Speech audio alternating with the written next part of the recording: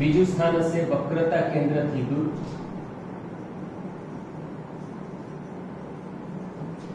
ત્રીજું સ્થાન હશે વક્રતા કેન્દ્ર પર,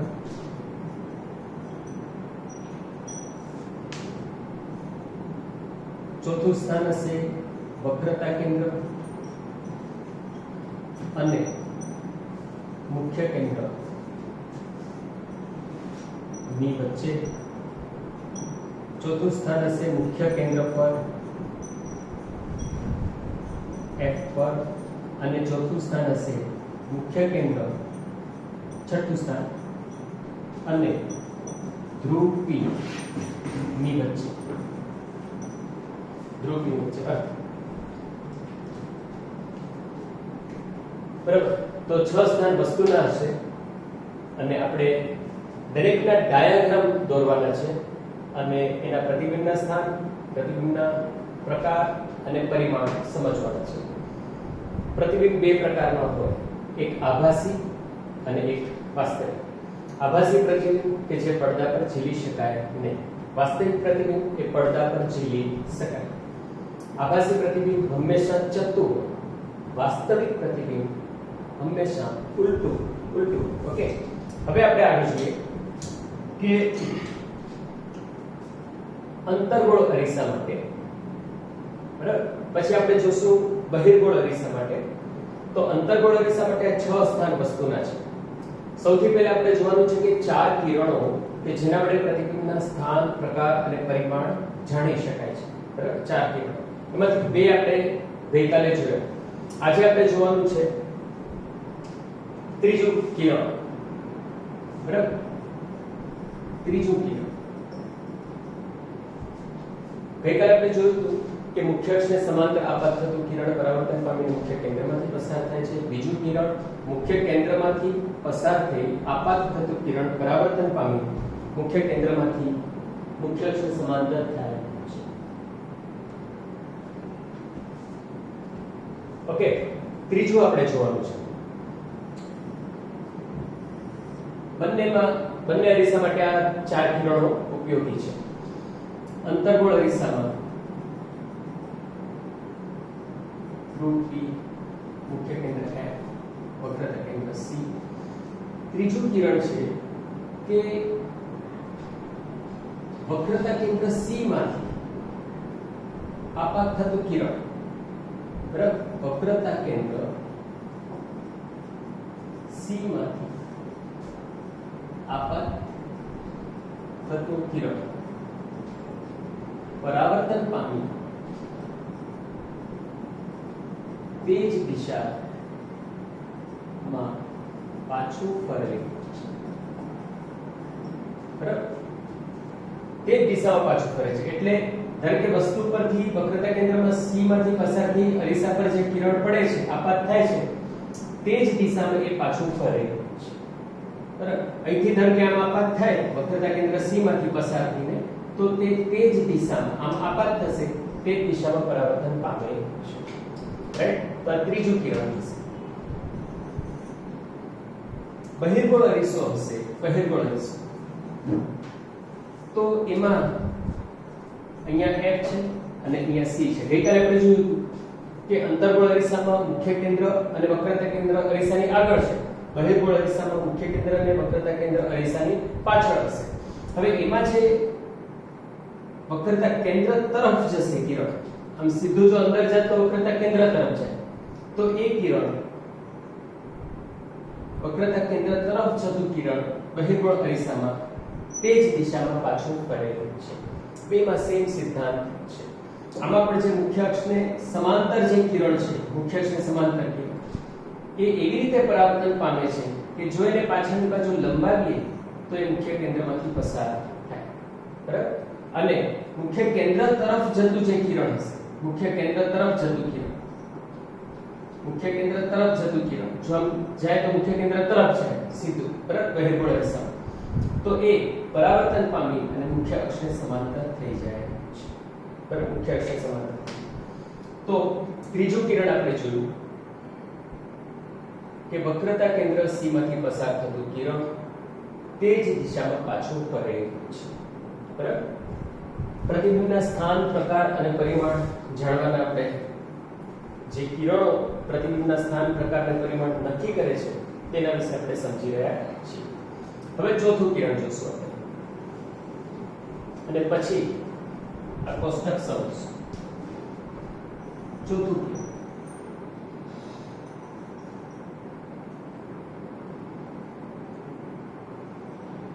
મુખ્ય અક્ષ સાથે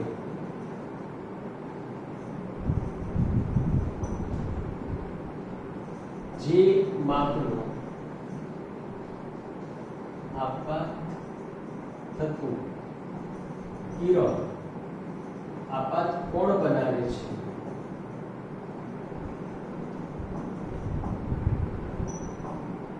તેટલા જ માપના ખૂણે પરાવર્તિત કિરણ પાછું ફરે છે. પરાવર્તનના નિયમ પ્રમાણે આપાત કોણ અને પરાવર્તન કોણ સરખા મૂલ્યના હોય છે.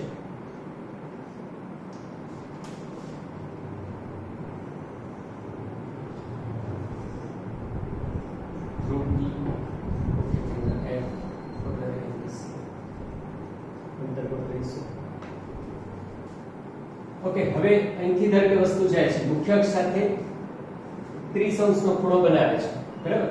આ આપાત કિરણ છે, આપાત કિરણ. તો જેટલા અંશનો આપાત કોણ બને છે એટલા જ અંશના ખૂણે પરાવર્તિત કિરણ, એટલે કે 30 અંશના ખૂણે પરાવર્તિત કિરણ પાછું ફરે છે, બરાબર? 30 અંશના. તો આપાત કોણ અને પરાવર્તન કોણ સરખા મૂલ્યના હોય છે, બરાબર? આ મુખ્ય અક્ષ સાથે આપાત કિરણ 30 અંશનો ખૂણો બનાવે તો પરાવર્તન કોણ પણ 30 અંશ થશે. 40 અંશનો ખૂણો બનાવે તો પરાવર્તન કોણ પણ 40 અંશ થશે. જો આપણે બહિર્ગોળ અરીસામાં જોઈએ સેમ વસ્તુ, બહિર્ગોળ અરીસામાં ધ્રુવ P, મુખ્ય કેન્દ્ર F, વક્રતા કેન્દ્ર C, બરાબર? તો જેટલા અંશનો આપાત કોણ હશે એટલા જ અંશનો પરાવર્તન કોણ થશે, બરાબર? હવે ચાર કિરણો આપણે જોયા કે જે પ્રતિબિંબના સ્થાન નક્કી કરશે. વસ્તુ તો આપણે મૂકવાની છે પણ પ્રતિબિંબ ક્યાં રચાશે એ આપણે શીખવાનું છે, બરાબર?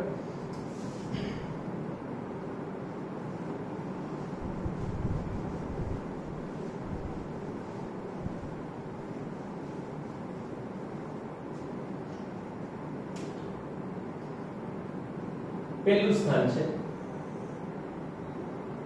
આપણે અત્યારે શીખીએ છીએ અંતર્ગોળ અરીસા માટે,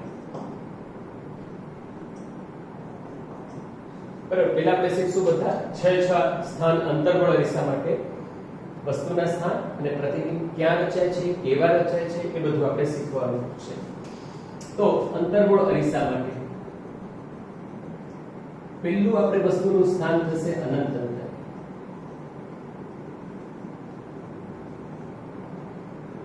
વસ્તુ અનંત અંતર, બરાબર? તો જોઈએ આપણે એમાં મુખ્ય અક્ષ ધ્રુવ P, મુખ્ય કેન્દ્ર F, વક્રતા કેન્દ્ર C. આપણે શરૂઆતમાં જોયું કે અનંત અંતરેથી જેટલા પણ કિરણો આવશે એ આપણે સમાંતર લેવાના રહેશે. આપણે જે બીજા 3 કિરણો શીખ્યા, મુખ્ય કેન્દ્રમાંથી પસાર થતું તો અનંત અંતરેથી નહીં મળે, વક્રતા કેન્દ્રમાંથી પસાર થતું અનંત અંતરેથી નહીં મળે, અને મુખ્ય અક્ષ સાથે આપાત કોણ બનાવતું કિરણ તો એ પણ અનંત અંતરેથી આવતા કિરણોમાં નહીં મળે. એટલે એક જ પ્રકારના કિરણો મળશે કે જે મુખ્ય અક્ષને બધા સમાંતર હશે. તો મુખ્ય અક્ષને સમાંતર કિરણો લઈએ. બે કિરણો આપણે દોરીએ, પરાવર્તન પામીને ક્યાં ભેગા થાય છે? મુખ્ય કેન્દ્રમાંથી પસાર થાય છે. આપાત કિરણ અને આ જે છે પરાવર્તિત કિરણ, બરાબર? આ જે છે આપાત કિરણ અને આ છે પરાવર્તિત કિરણ. બંને આ બિંદુએ ભેગા થાય છે. ક્યાં ભેગા થાય છે? મુખ્ય કેન્દ્ર પર ભેગા થાય છે. તો વસ્તુનું સ્થાન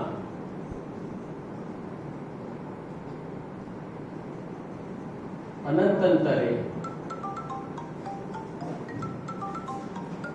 ત્યારે પ્રત્યાઘાત થાય છે. હવે મુખ્ય કેન્દ્રમાંથી પસાર થતું કિરણ પરાવર્તન પામી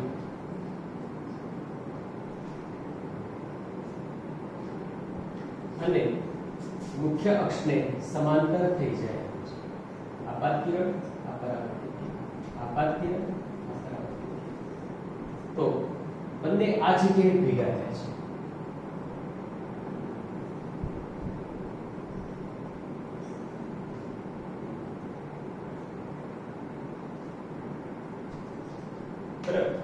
જ્યાં વક્રતા કેન્દ્ર છે ત્યાં જ ભેગા થાય છે અને એનું પરિમાણ પણ કેટલું થશે? વક્ર વસ્તુ જેટલું જ થશે.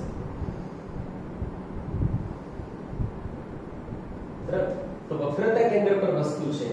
બે કિરણ આપણે લીધા, એક મુખ્ય અક્ષને સમાંતર પરાવર્તન પામીને મુખ્ય કેન્દ્રમાંથી પસાર થાય, બીજું મુખ્ય કેન્દ્રમાંથી પસાર થતું કિરણ પરાવર્તન પામીને મુખ્ય અક્ષને સમાંતર થાય. બંને જ્યાં ભેગા થાય ત્યાં પ્રતિબિંબ રચાય છે. તો બંને ક્યાં ભેગા થાય છે? વસ્તુ વક્રતા કેન્દ્ર C પર, પ્રતિબિંબ પણ વક્રતા કેન્દ્ર C પર. બરાબર? પ્રતિબિંબ પણ ક્યાં મળશે? વક્રતા કેન્દ્ર C પર. પ્રકાર એનો કેવો છે? તો વાસ્તવિક અને ઉલટું. પરિમાણ કેવું છે? તો વસ્તુ જેવડું થશે. જેવડી વસ્તુ છે, બરાબર, એવડું જ પ્રતિબિંબ થશે.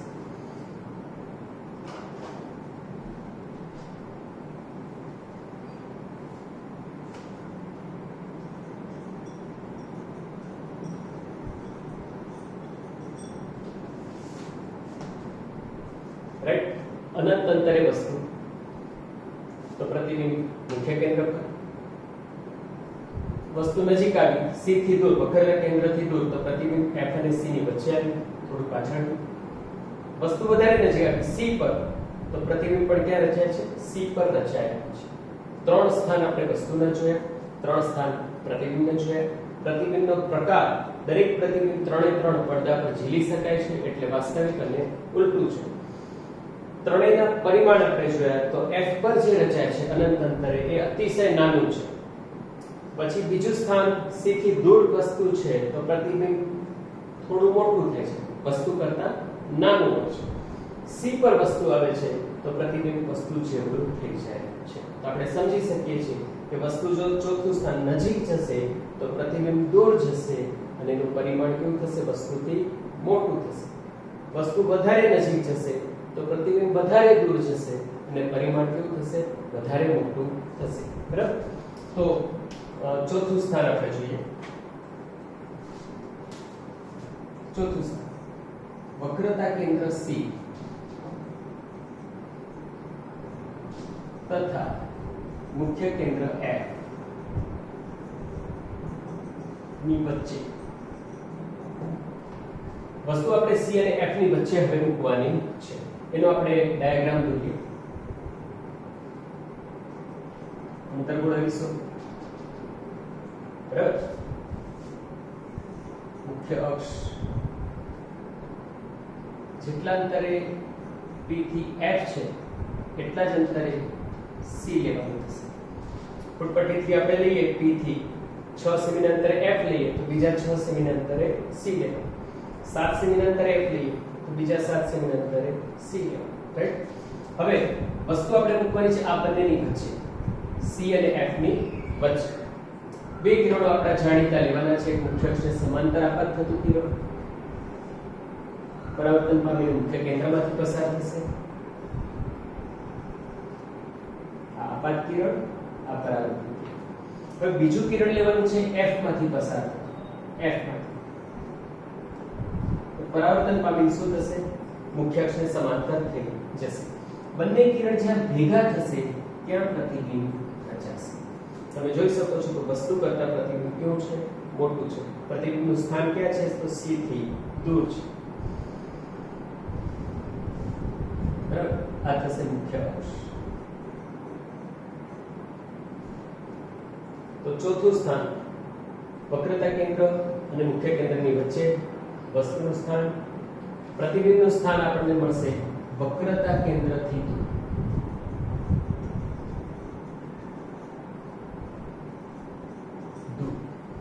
હજી એનું જે પ્રકાર છે કે વાસ્તવિક અને પૃથ્વી અને પરિમાણ વસ્તુ કરતા મોટું.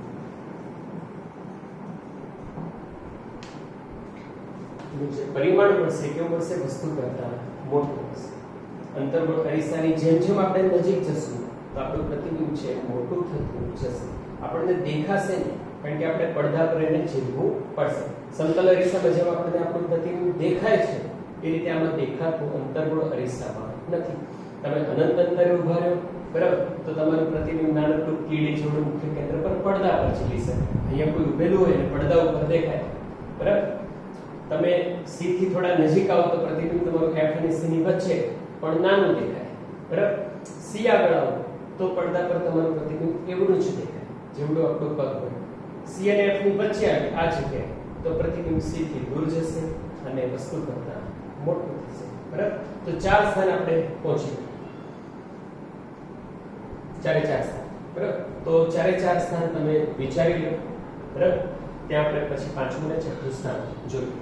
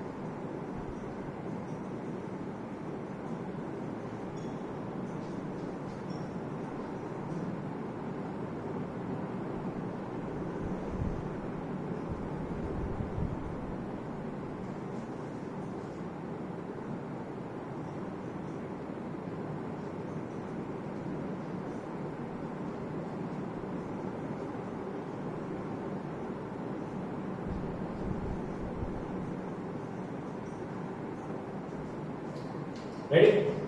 વાંચી લીધા તમે 4 તમારી પાસે ચોપડી હશે, ચોપડીમાં હશે, બોર્ડ પર જો ક્લિયર દેખાતું હોય તો તમે એમાંથી પણ જોઈ શકો. લાસ્ટમાં આપણે આનો ફોટો મોકલશું અને એમાંથી તમે નોટમાં તૈયાર કરો. અનેકવાર વાંચી આખું વર્ષ હોય છે, વિચાર કરો કેટલું બધું આ સરસ તૈયાર થઈ શકે સાયન્સ. પણ તમારે વાંચતા રહેવું પડે. 10 વર્ષ પછી તમારો જમાનો હશે જો તમે સરસ ભણ્યા હશો તો, બરાબર. હવે 5મું સ્થાન આપણે જોઈએ. વસ્તુ નજીક આવી રહી છે, અનંત અંતરે હતી, પછી સી થી દૂર હતી, પછી 3જું સ્થાન સી પર, 4થું સ્થાન સી અને એફ ની વચ્ચે. હવે 5મું સ્થાન જોઈએ આપણે એફ પર. 5મું સ્થાન તો વસ્તુ જો એફ પર હશે, હવે બરાબર સમજો કે વસ્તુ જો એફ પર હશે તો આપણે જે બે કિરણો દરેક વખતે લીધા, એક મુખ્ય અક્ષને સમાંતર તે તો લઈ શકાશે, પણ બીજું આપણે મુખ્ય કેન્દ્રમાંથી પસાર થતું લેતા તે હવે લઈ શકાશે, બરાબર. તો બીજું આપણે કિરણ કયું લેવું પડશે? તો એક તો મુખ્ય અક્ષ સાથે આપાત કોણ બનાવતું કિરણ અથવા વક્રતા કેન્દ્ર તરફ જે જતું કિરણ છે તો એ જ દિશામાં પાછું ફરશે. બેમાંથી આપણે કોઈ એક લઈ શકાશે. ઓકે, હવે પહેલું આપણે આ તો લઈ શકશું કે મુખ્ય અક્ષને સમાંતર આપાત થતું કિરણ. આ મુખ્ય અક્ષને સમાંતર છે, અરીસા પર પડ્યું એટલે આપાત થયું કહેવાય વિજ્ઞાનની ભાષામાં. અને એક પરાવર્તન પામી અને મુખ્ય કેન્દ્રમાંથી પસાર થાય છે, બરાબર. હવે બીજું આ જે કિરણ આપણે લઈશું આમ પસાર થશે એટલે કે બરાબર લંબ દિશામાં પસાર થશે, કાટખૂણો બનાવશે અરીસા સાથે બિંદુ આગળ, તો એ જ દિશામાં પાછું ફરે છે, બરાબર. તો આ બંને જે કિરણો છે, બંને કિરણો એ અનંત અંતરે ભેગા થાય છે, બહુ દૂર ભેગા થાય છે, બરાબર. એટલે વસ્તુ જો f પર રાખવામાં આવશે તો પ્રતિબિંબ અનંત અંતરે મળે છે. બે કિરણો આપણે લીધા, આપણે આ પણ લઈ શકાય મુખ્ય અક્ષ સાથે આપાત કોણ બનાવતું કિરણ અને પછી એ પરાવર્તન પામીને મુખ્ય અક્ષને તેટલા જ ખૂણે પરાવર્તન પામશે. તો અત્યારે આપણે બે કિરણ લીધા છે આમાં. એક તો મુખ્ય અક્ષને સમાંતર આપાત થતું કિરણ પરાવર્તન પામી મુખ્ય કેન્દ્રમાંથી પસાર થાય છે. બીજું કિરણ વક્રતા કેન્દ્ર C માંથી પસાર થતું એટલે કે અરીસા પર કાટખૂણે આપાત થતું કિરણ તે જ દિશામાં પાછું ફરે છે. આપણે દિશા દર્શાવીએ તો આપાત કિરણની સેમ દિશા છે, પરાવર્તિત કિરણની એક દિશામાં પાછું ફરે છે. આ આપાત કિરણની દિશા છે અને આ પરાવર્તિત કિરણ અર્ધ વિડિયો ઓફ છે.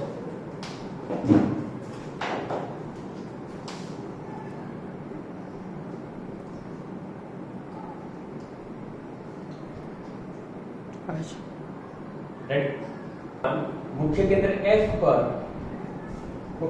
F પર તો પ્રતિબિંબ મળે છે અનંત અંતરે. પ્રતિબિંબનું પ્રકાર વાસ્તવિક અને ઉલટું.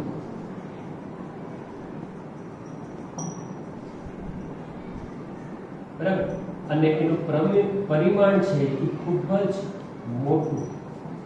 એને બીજો શબ્દમાં વિવર્ધિત પણ કહી શકાય છે. બરાબર. ખૂબ જ મોટું વિવર્ધિત પ્રતિબિંબ મળે છે. ખૂબ મોટું પ્રતિબિંબ મળે છે. બરાબર. તો પાંચમું સ્થાન આપણે જોયું.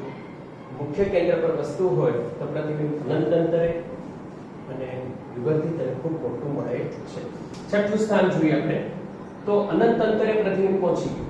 અનંત અંતરથી વધારે તો કોઈ અંતર હોતું નથી. તો છઠ્ઠા સ્થાનનું પ્રતિબિંબ ક્યાં રચાશે એ આપણે જોવાનું રહેશે. કે છઠ્ઠું સ્થાન વસ્તુનું છે મુખ્ય કેન્દ્ર F અને ધ્રુવ P ની વચ્ચે. બરાબર. તો એમાં પણ આપણે એક સમાંતર કિરણ જો લેશું તો એ તો પરાવર્તન પામીને મુખ્ય કેન્દ્રમાંથી પસાર થશે. બરાબર. પરાવર્તન પામીને. અને બીજું C તરફ આપણે જે લેશું C માંથી પસાર થતું. બરાબર. એ C એટલે કે કાટખૂણે આપાત થતું કિરણ પરાવર્તન પામીને તે દિશામાં પાછું ફરશે અને બંને વચ્ચેનો જે ખૂણો છે બંને કિરણ વચ્ચેનો એ વધતો જશે. એટલે આગળ બંને ક્યારે ભેગા થશે નહીં. પણ જો એ બંને કિરણોને પાછળની બાજુ લંબાવવામાં આવે બરાબર તો એ આ જગ્યાએ ભેગા થાય. એટલે વસ્તુનું પ્રતિબિંબ અરીસાની પાછળ આભાસી અને ચત્તુ અને વસ્તુ કરતા કેવું મળે છે? મોટું મળે છે. એટલે છઠ્ઠું સ્થાન વસ્તુનું મુખ્ય કેન્દ્ર F અને ધ્રુવ P ની વચ્ચે, પ્રતિબિંબનું સ્થાન અરીસાની પાછળ,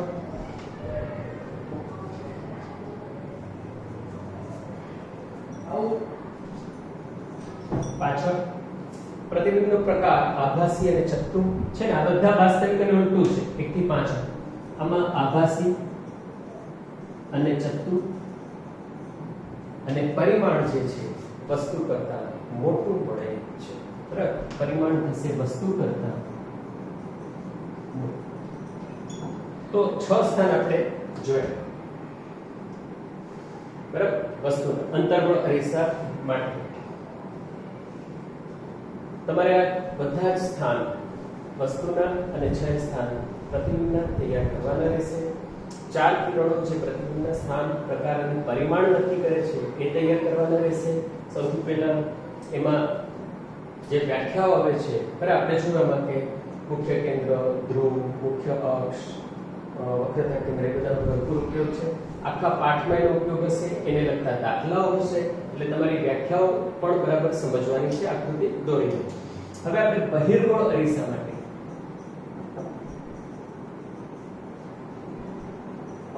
સેમ કેટલી જગ્યાએ વસ્તુ રાખશું, વસ્તુના સ્થાન કયા કયા હશે અને પ્રતિબિંબના સ્થાન કયા કયા હશે એ આપણે સમજવાનું છે. પ્રતિબિંબ કેવા મળશે, પરિમાણ, પ્રતિબિંબનો પ્રકાર કેવો હશે એ પણ આપણે શીખવાનું છે. બરાબર. તો બહિર્ગોળ અરીસા માટે પહેલું વસ્તુનું સ્થાન અનંત અંતરે અને ધ્રુવ અનંત અંતરે. વસ્તુનું સ્થાન અનંત અંતરે પહેલું સ્થાન. બરાબર. તો આપણે જોઈએ બહિર્ગોળ અરીસો.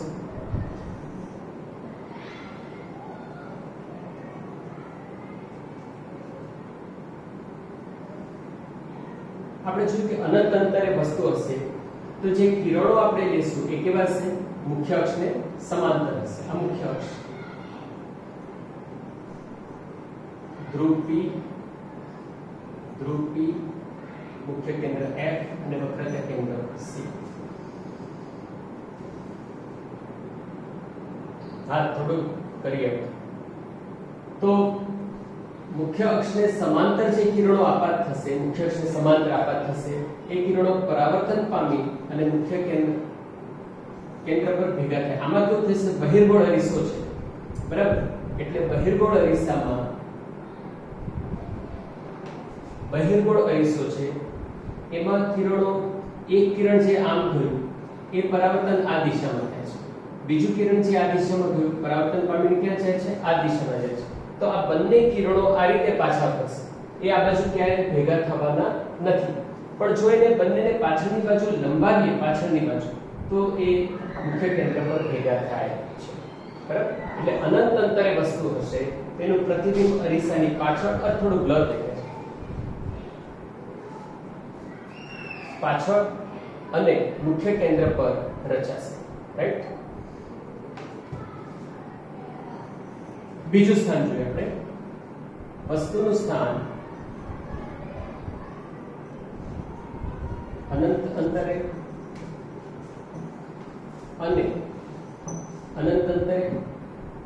અને ધ્રુવ P ની વચ્ચે,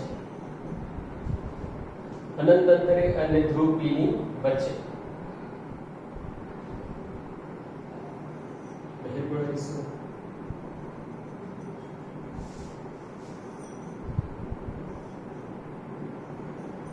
ધ્રુવ P, મુખ્ય કેન્દ્ર F, વક્રતા કેન્દ્ર C, રાઈટ? થોડો પ્રોબ્લેમ રહેવાનો વિડિયો મૂકું છું તો દેખાડો હવે થોડું ક્લિયર.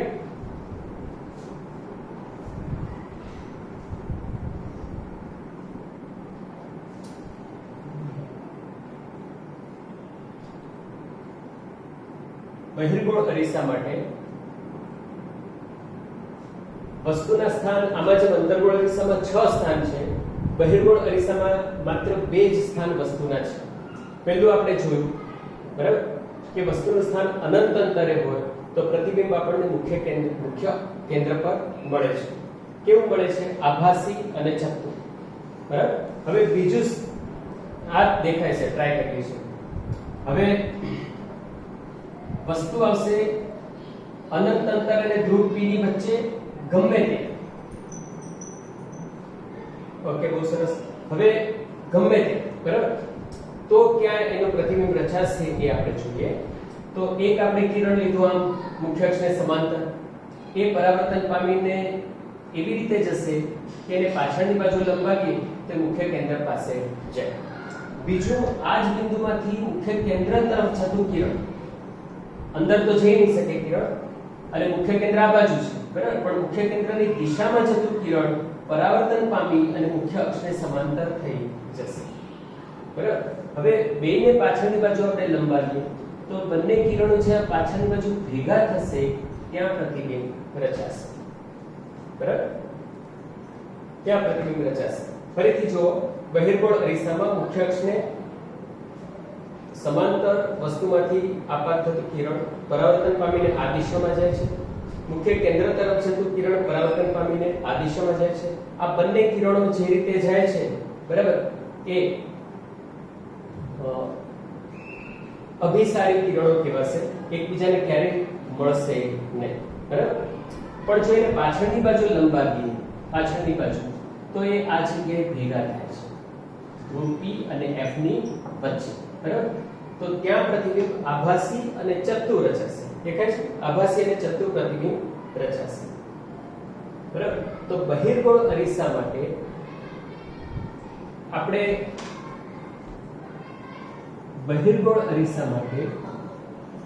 આપણે જે કોષ્ટક બનાવશું એ આ રીતનું થશે. વસ્તુનું સ્થાન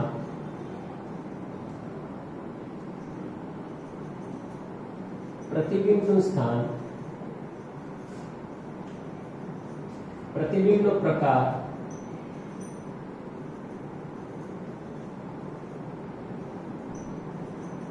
અને પરિમાણ.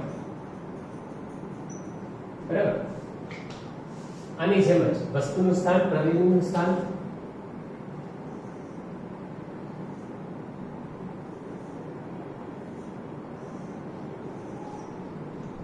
તો પહેલું સ્થાન થશે અનંત અંતરે, પ્રતિબિંબનું સ્થાન છે મુખ્ય કેન્દ્ર F પર, પરિમાણ છે બસ પ્રકાર છે આભાસી અને ચતુર,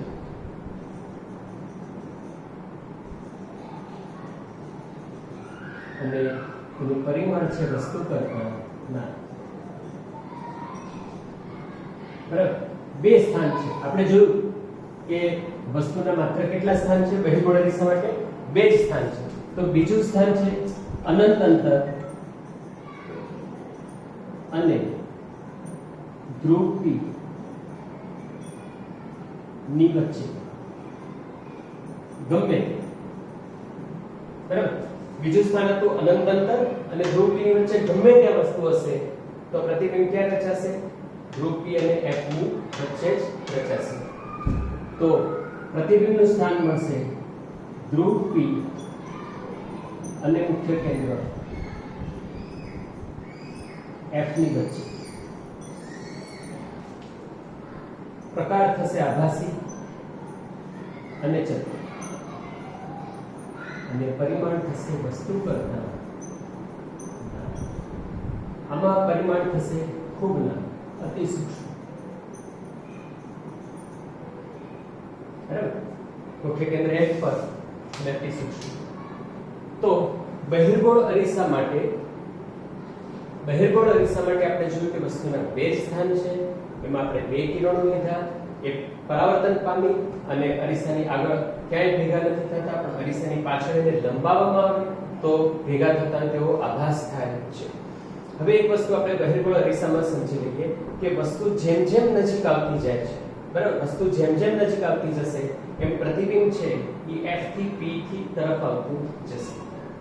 પણ પ્રતિબિંબ હંમેશા P અને F ની વચ્ચે જ રહેશે, હંમેશા વસ્તુ કરતા નાનું જ રહેશે અને આભાસી અને ચતુર જ રહેશે. બરાબર, તો પાઠ આપણે એટલે સુધી ચલાવીએ. આવતીકાલે તમારે ઇંગ્લિશ છે, આપણે નેક્સ્ટ પહેલામાં આગળ પાઠ ચલાવશું. તમે જેટલો પાઠ ચાલ્યો છે એટલો ધ્યાનથી વાંચી